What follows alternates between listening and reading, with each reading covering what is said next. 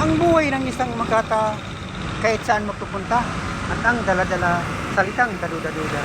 At kung minsan nagiging tanga-tanga siya sa paningin sa pag-iisip ng iba. Pero ang tangisang ito ang isang gumigiliw sa puso at ang buwang buhay sa patay na kikiramay.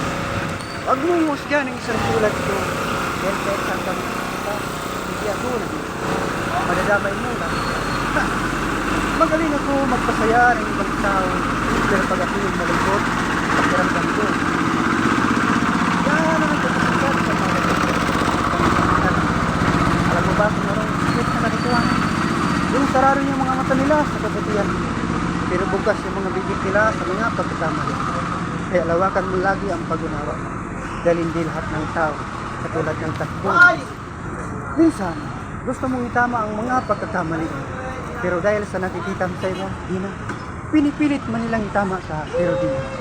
Dahil ginagawa lang naman nilang panakitbuta sa mga pagkamali ang bawat sabihin nila. Di ba? Kaya di na.